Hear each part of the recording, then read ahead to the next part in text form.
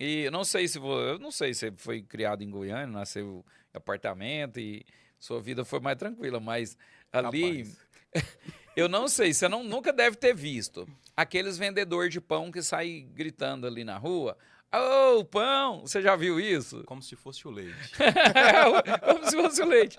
Eu A era, pamonha em Goiás, né? eu era uma dessas crianças, né, que vendia o pão. E aí, assim, eu até aprendi a cantar um pouco, porque no anúncio tinha que ser cantado, sabe? Uma palhinha, uma É, palhinha. é tipo Aí eu vou assim, ter que pedir, pô. aô, o pão e a rosca! Isso 5 horas da manhã, cara, com a bike, de bike, né?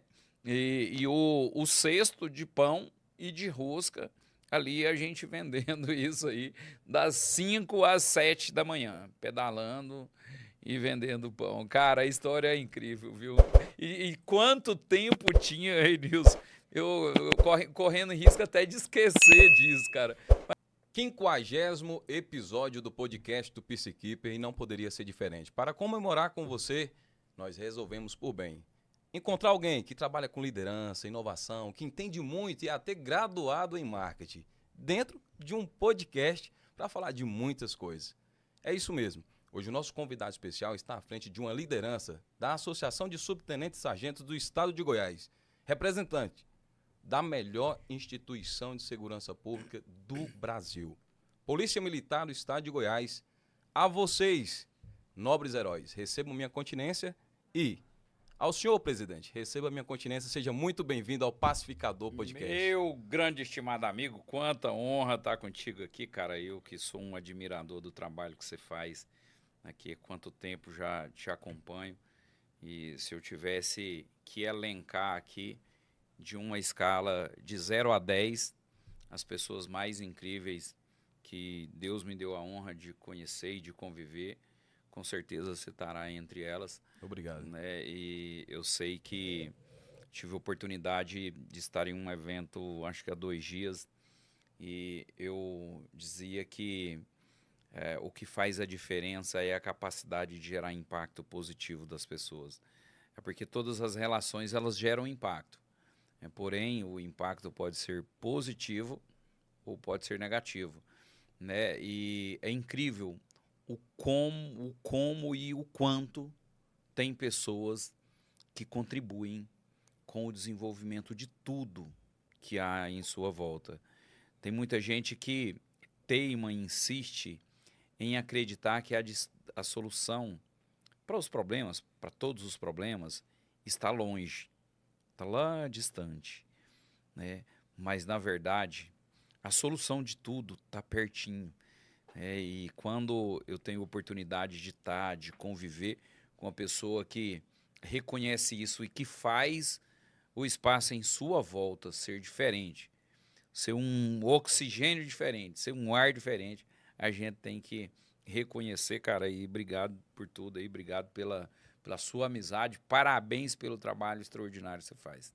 Excelente. Eu que agradeço, viu, presidente, o senhor ter aceitado de muito bom grado participar de um episódio, e um episódio muito marcante. Para você que está do outro lado da telinha, muito obrigado pelo carinho da sua audiência. Eu te peço que nesse momento você nos dê a oportunidade de ser inscrito em nosso canal, ative o sininho das notificações para você ficar por dentro de tudo isso e um pouco mais no que tange o assunto cultura, costumes, esporte, política. A gente vai falar de muita coisa. Olha só, gente, infelizmente o podcast do Pacificador, né, que era o podcast do Peacekeeper que está na tela aí para você, herdou o nome, nós aportuguesamos o nome de Peacekeeper para Pacificador, facilitando ainda mais as suas buscas nas redes sociais. Tudo bem? Bom, a primeira pergunta é aquela clichê de chave que eu faço sempre. Gostaria de saber, o senhor como filho de empresário, né? Filho de criador de gado, muito gado, Nelore, me conta aí como que foi essa origem e como que foi herdar essa herança toda aí de um pai multimilionário. Show de bola, Renilson. Cara, muito orgulho da nossa origem. Eu sou filho de goianos, neto de paulista e neto de baiano do outro lado, né? Dos avós paternos paulistas e avós maternos baianos. Então, é, simples, origem simples ao quadrado, né? Com a família muito unida. Para você ter uma ideia, Renilson, meu avô carregou a tradição de andar em bando. Só andava em bando, né? Eu sou apaixonado ali na minha história, na história do meu avô. Meu avô casa com a minha avó, meu avô paterno casa, e sai de Franca, no interior de São Paulo, e vem para Goiás. Simplesmente veio para Goiás. Para onde? Vou para Goiás. E ancorou ali na cidade de Anápolis, recém-casado. E em Anápolis nasce o meu tio mais velho e nasce o meu pai. E logo, depois do nascimento de 2 filhos, o meu avô solta o freio de mão e continua o trajeto, vai para Goianésia. E em Goianésia nasce mais 2 tios meus. E de Goianésia, meu avô vai para Mozarlândia. Isso meu pai já saindo da adolescência. E meu pai casa em Mozarlândia. Meu tio mais velho casa, tanto que a minha mãe e a minha tia falecida são irmãs também. Então, meu pai e meu tio, irmãos, minha mãe e minha tia, irmãs. E o tanto que a família andava em bando, né? Então, logo que aí nasceu meus irmãos todos em Mozarlândia e eu fui o último de 6. E logo que eu nasci ali com 1 ano de idade, o meu avô não muito inquieto, né, não satisfeito ainda com o lugar que estava, meu avô toma a decisão de continuar o trajeto e ainda não existia o estado do Tocantins. Foi em 78, né? Meu avô pega a locomotiva, pega o bando, entre aspas, né? Pega toda a família, os familiares e continua o trajeto e vai parar lá na divisa, Goiás, divisa com o estado do Maranhão, o estado do Pará. E não tinha Tocantins ali naquela ocasião. E Augustinópolis, né? Augustinópolis, São Sebastião, Araguatins, né? Araguatins, todas as cidades ali em volta. E aí meu pai, cada um dos filhos, meu avô e cada um dos filhos, adquiriram ali na oportunidade pequenas propriedades rurais. E foi esse o lugar, zona rural, hoje estado de Tocantins, popularmente conhecido como o Bico do Papagaio. Vivi ali, e aí eu tenho muito orgulho disso, né? Em uma casa de chão batido. Tem muita gente em que pese eu ser muito jovem, mas tem muitas pessoas que não vão entender o que é isso. Então, concreto, cimento, ainda era uma raridade tem pouco tempo, né? Até porque eu tô com a idade aí bem controlada, administrada, 15 anos. Então, casa de chão batido, é chão, não tem concreto, e você tem que molhar todo dia ali o chão, fica bem compactado aquilo, né? É quase um concreto, né?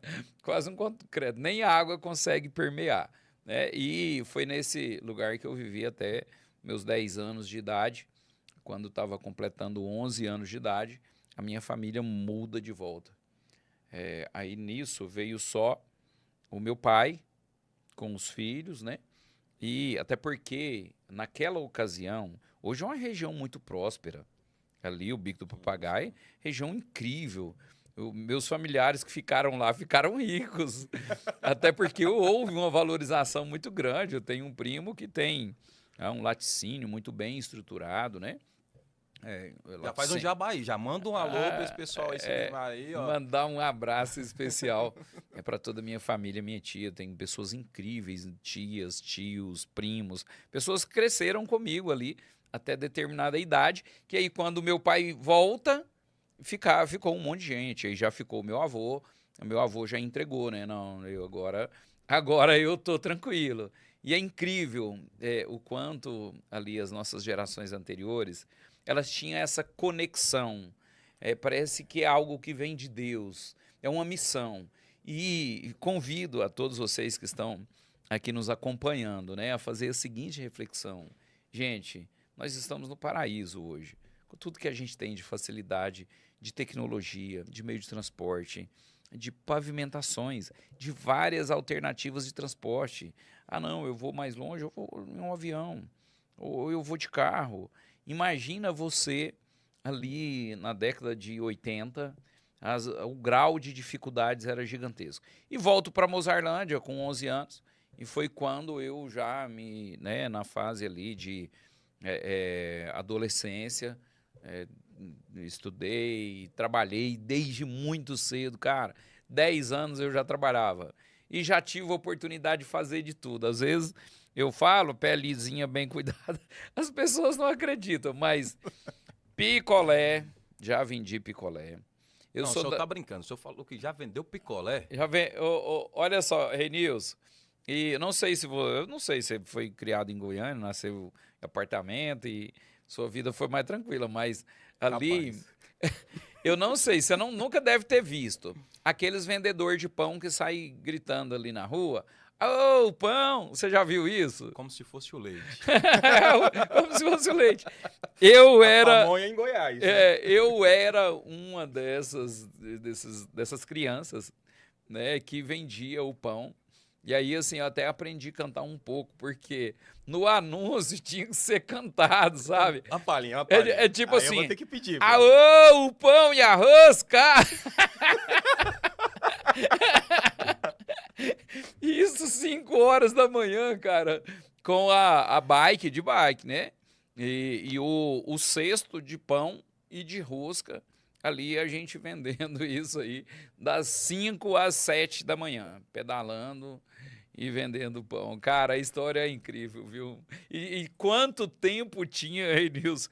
Eu correndo risco até de esquecer disso, cara. Mas não esquece, né? Porque fica registrado. A vantagem hoje da internet é isso, né? Tem coisas que a gente revive e você parece um déjà vu.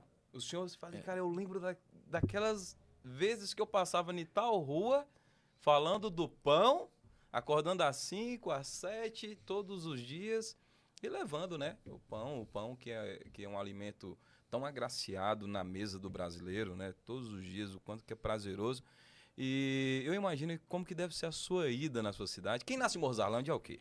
Mozarlandense. Eu falo muito, as pessoas me zoam, né? Que eu falo que é a melhor cidade do mundo. Eu falo isso nas reuniões mais sérias que eu estou, que eu participo. Eu venho ali e de onde você é? Eu sou da melhor cidade do mundo. Aí eu dou um prazinho, né, para a pessoa pensar. Não vou te deixar responder, deixa que eu falo. Você vai falar outra coisa, né? Eu vou lá e falo Mozarlândia. Eu acabo que minha carta marcada, e eu tenho orgulho demais da minha cidade, em que pese todas as carências que vive de infraestrutura. Pra você ter ideia, Mozarlândia é a cidade que cedia a maior unidade frigorífica da América Latina, a maior indústria de proteína animal da América Latina, Mozarlândia. Morrem mais de 2.000 bois por dia. É uma quantidade ali gigantesca, uma movimentação gigantesca, uma mega indústria. E mesmo assim não possui 1 metro de esgoto ou mesmo de galeria de água pluvial. Não possui 1 metro. Não tem tratamento, não tem saneamento, não tem zero. Zero. É isso aí? Alô, administração de Mozarlândia, hein? Vamos dar uma olhadinha para esse pessoal aí. Uma cidade tão rica, tão próspera, que maior produtora de carne bovina.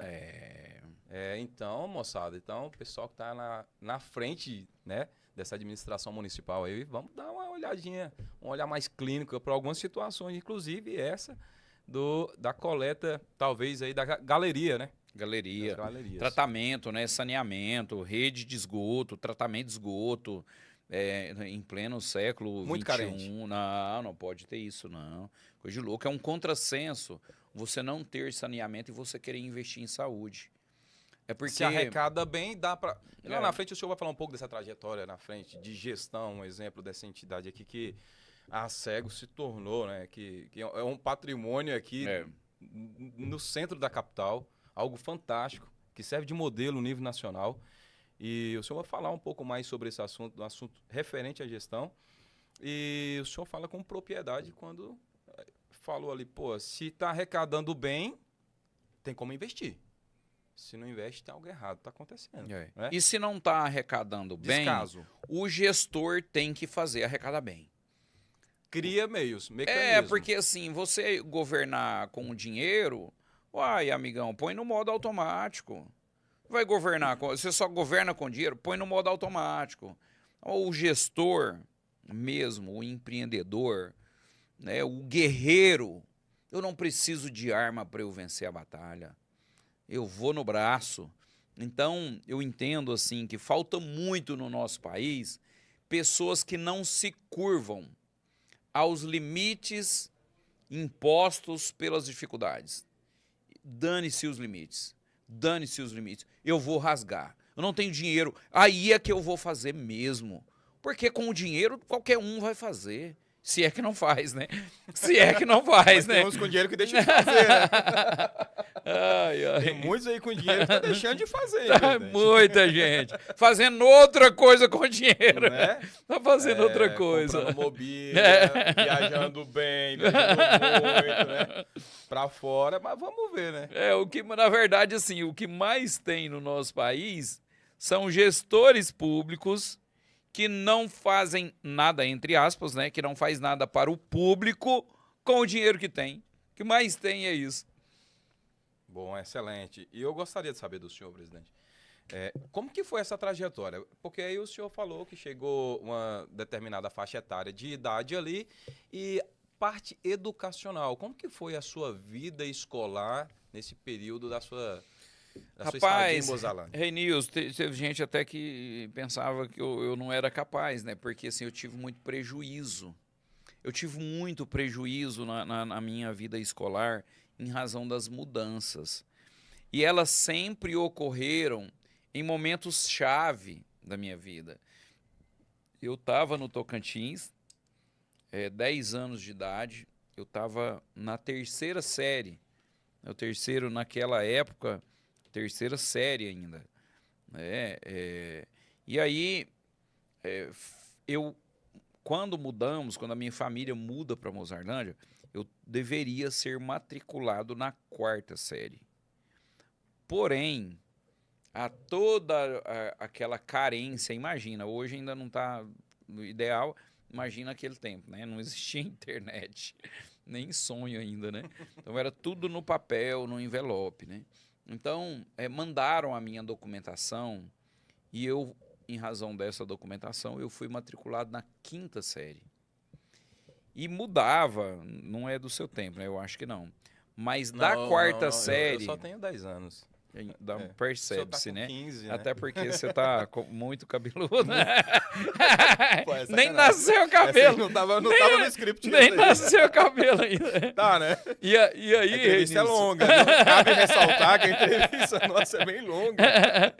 E aí, Renilson, vai os meus documentos escolares errados.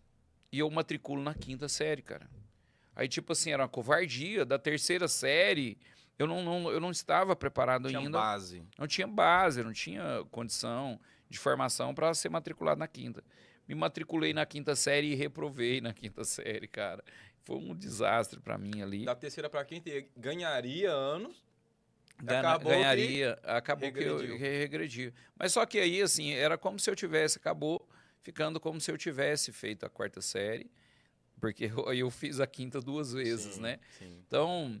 E muita dificuldade, isso eu já trabalhando, viu, ali com 12 anos de idade, né? Sempre trabalhei, cara.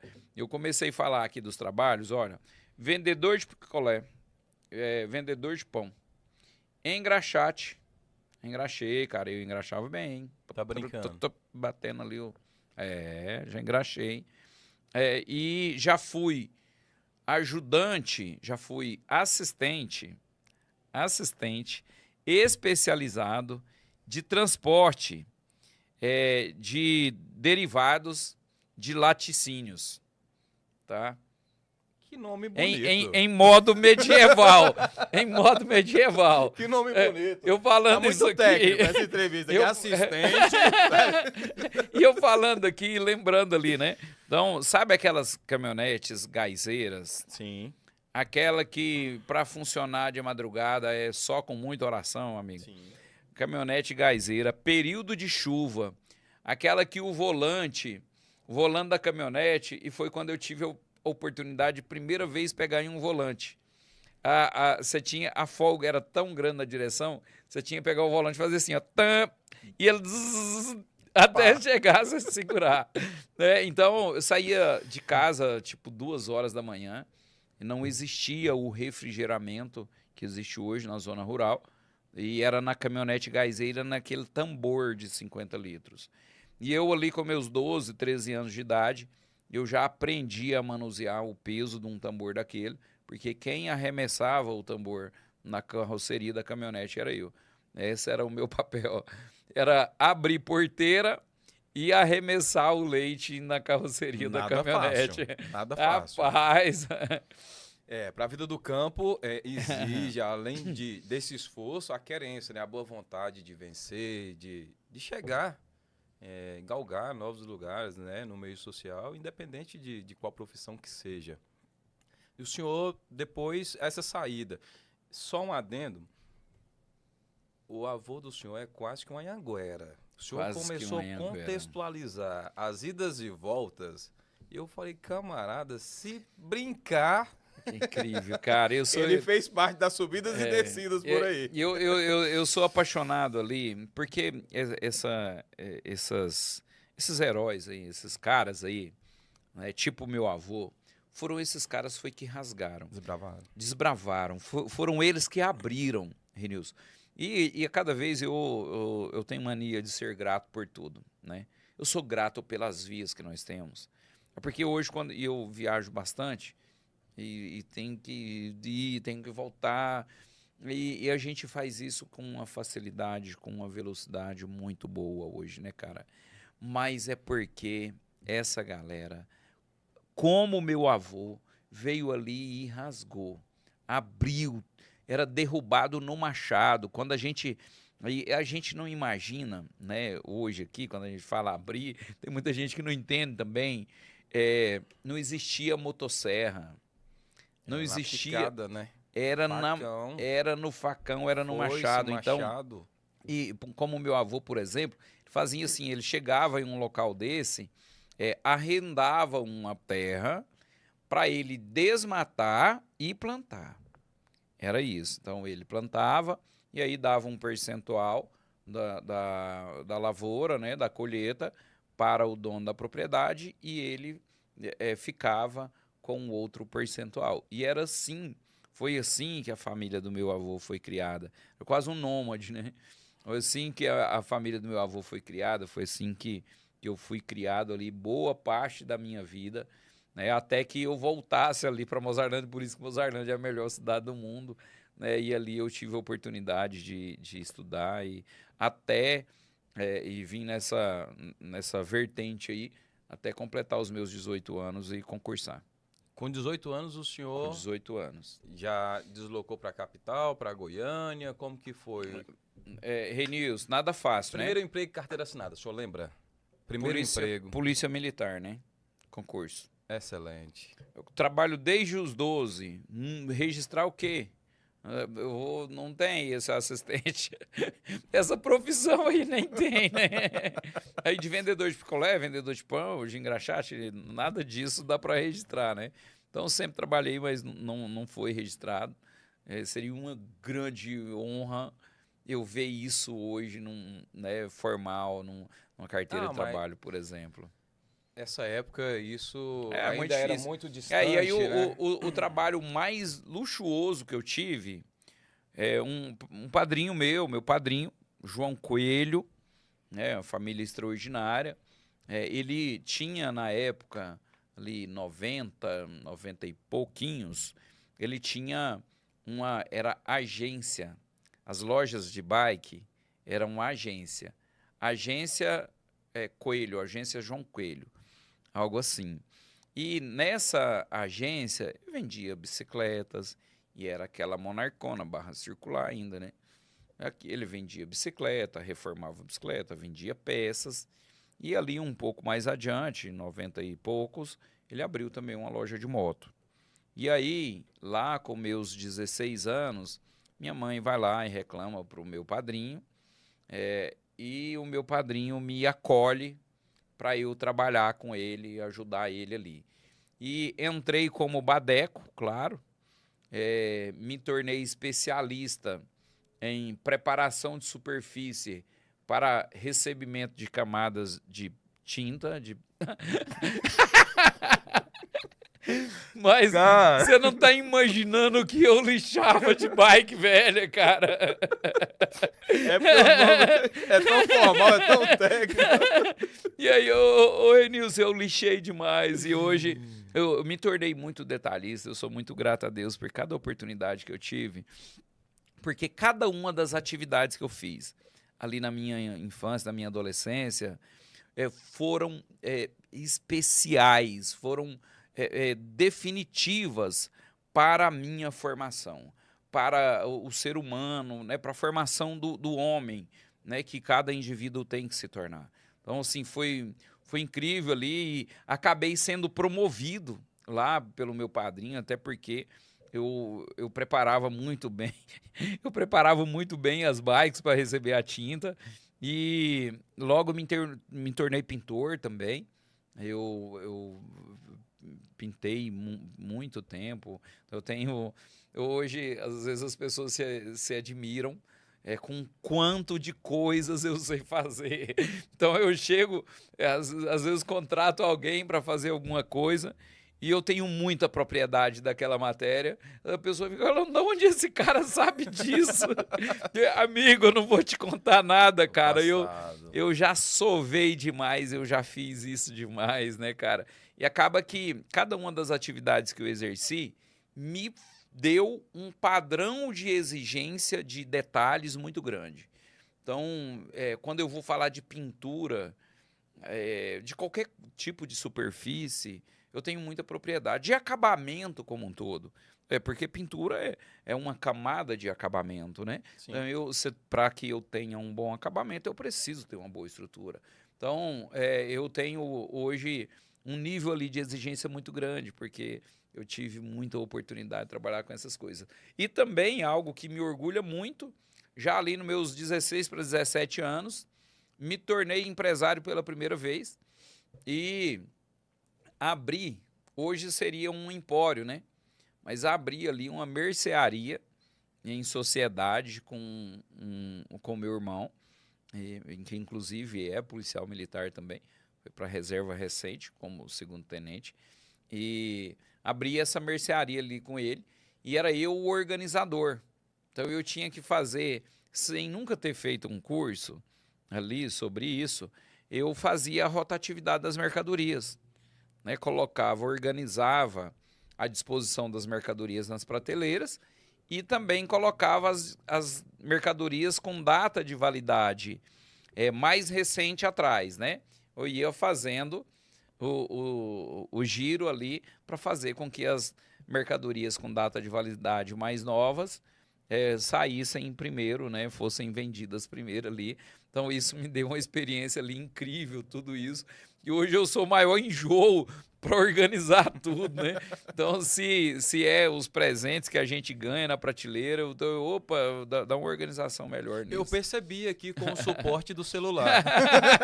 Diga-se de passagem, um abração pro Badu, que tá na produção com a gente. Abração, Baduzeira, tamo junto, irmãozão. Chato tá pra aqui, caralho, né, mas gente boa, né? Badu, tô precisando aqui no suporte do celular, Badu sai correndo, tá aqui, ó, tá resolvido. Azul da cor da tela aqui. Tudo pensado. Tá, eu vou ler um pouco aqui sobre a figura desse camarada que...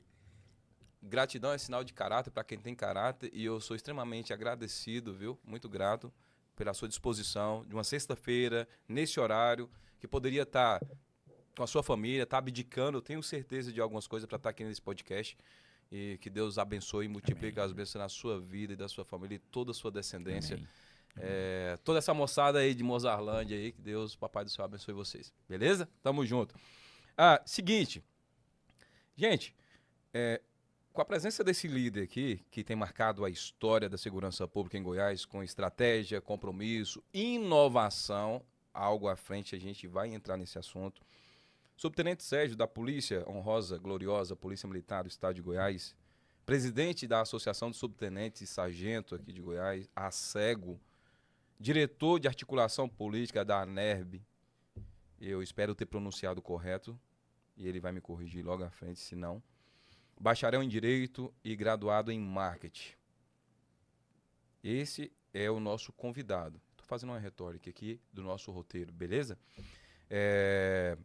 Contou essa trajetória, como que foi esse passado, o passado não tão fácil para muitos que imaginam, hoje por ser presidente da associação, por ser subtenente da Polícia Militar aqui em Goiás, talvez para você que não conhece a figura desse camarada que está comigo aqui hoje, pode ser que você queira imaginar que ele veio de um berço de ouro, mas está não. Veio de uma origem muito simples, de uma cidade pequena, com muita vontade, muito aguerrido, desde às 5 da manhã, vendendo pão, desde ao engraxate e ao pintador da sua bicicleta. E fala com muita honra, né, sobre essas atividades exercidas por ele, ainda na infância, e agora você vai entrar comigo no assunto, vai estar aí do outro lado da telinha acompanhando a parte. Como que esse camarada chegou na Polícia Militar aqui do estado de Goiás? Como que é essa história? Compartilha conosco. Renilson, que bacana, né, cara? E olha, você tá me botando aqui numa configuração, eu tenho muito orgulho da minha trajetória, do meu passado, mas tem muito tempo que eu não falo. E assim, sentar e conversar. E um bate-papo. Fazer um bate-papo e falar isso, né? E eu tenho muito orgulho, fico muito feliz por ter essa oportunidade de estar falando aqui. E a gente acaba que participa de muitos programas, mas sempre você está falando da vida dos outros. E às vezes de uma forma mais séria, né? Aqui a gente está mesmo no bate-papo, só que está sendo gravado, tem câmera aí. Essa é a diferença. E isso é que é extraordinário, né? Permitir as pessoas para meio que conviver com a gente, né? De forma virtual, mas conviver com a gente.